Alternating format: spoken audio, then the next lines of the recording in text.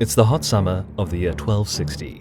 Two opposing armies of the Bohemian and Hungarian kings catch sight of one another over the bordering Morava River. Both rulers know that whosoever dares to cross the river first, most likely would be scuppering their chances of winning the encounter. The stalemate persists, but the final clash is imminent. Battle is about to ensue.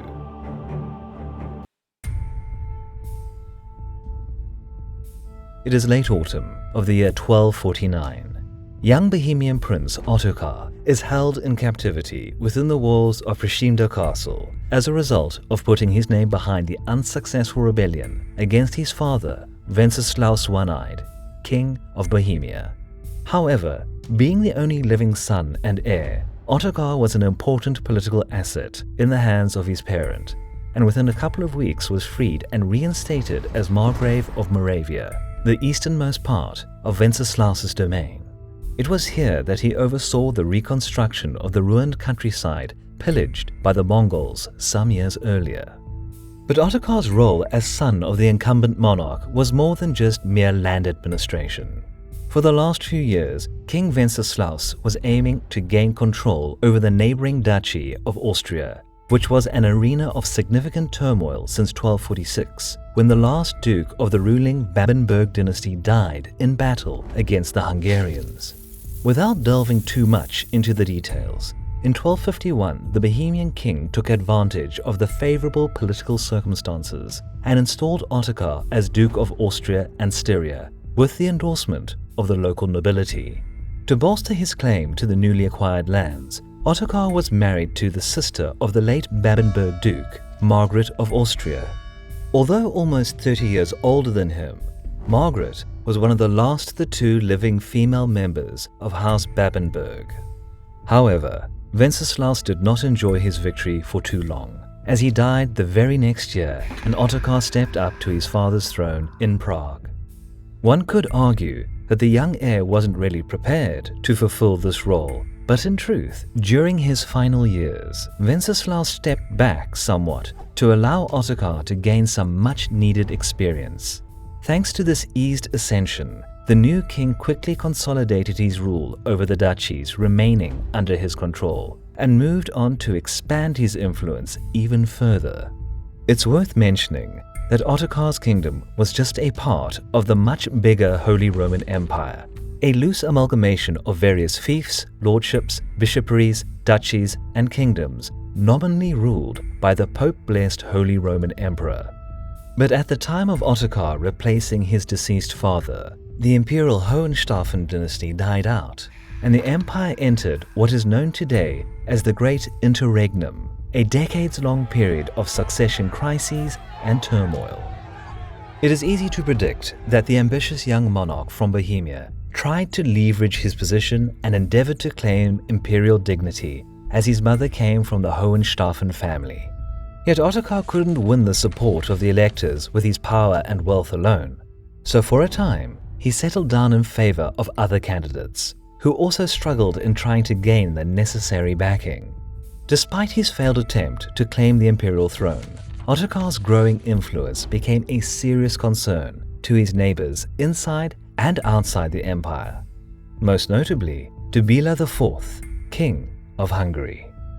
During that time, Béla was still in the process of recovering his kingdom from the devastation caused by the Mongol attack 15 years prior. Much of his efforts concentrated on strengthening the defensive line along the Danube in the event of another Mongol invasion. But in spite of his internal challenges, just like Ottokar, Béla saw the succession dispute in Austria and Styria as an excellent opportunity to expand his influence and reinforce his defense plans. In fact, Béla was personally responsible for the extinction of the Babenberg dynasty in Austria, as he killed the last Duke of Austria in battle in 1246.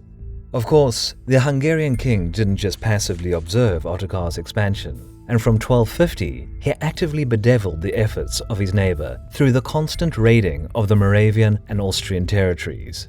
Growing conflict between the two eventually attracted the attention of the Holy See, and subsequent papal mediation awarded Styria to Béla, while Ottokar retained his authority over Austria.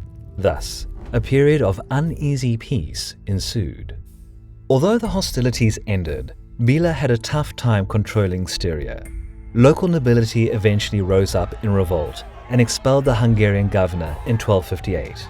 Obviously, Bela quickly responded by invading the unruly duchy and installed his son Stefan as Duke of Styria.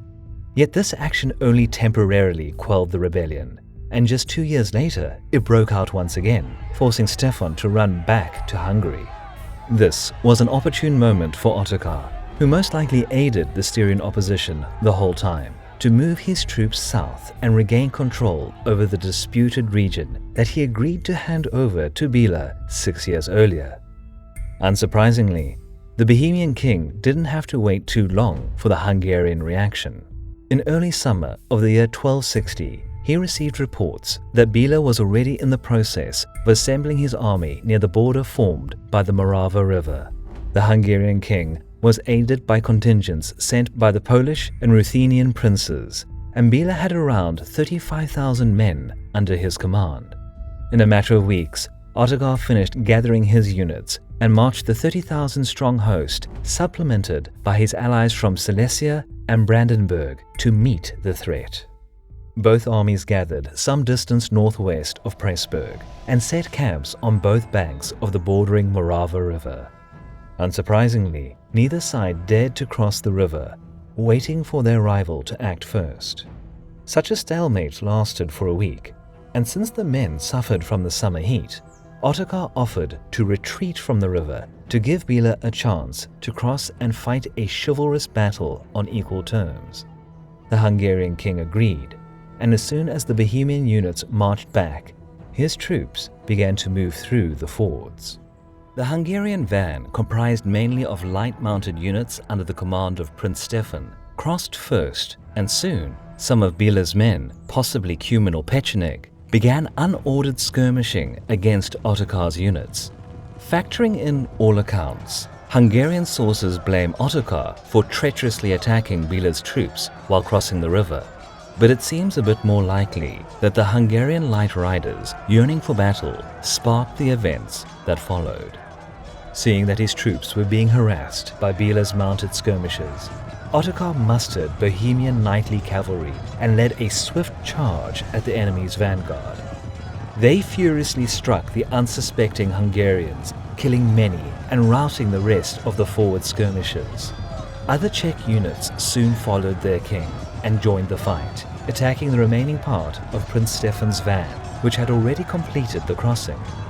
Yet the unprepared Hungarian units were unable to mount an effective defense in time, and suffered huge losses as Ottokar's men pushed them back to the river. The Hungarian heavy cavalry under King Bela, along with the rest of his troops, could do nothing but watch the vanquishing of their retreating allies. Many were killed and many drowned trying to escape the slaughter. Prince Stefan suffered a wound but managed to cross the river with his retinue. In the matter of an hour, 10,000 of Bela's men lay dead along the banks or taken by the stream.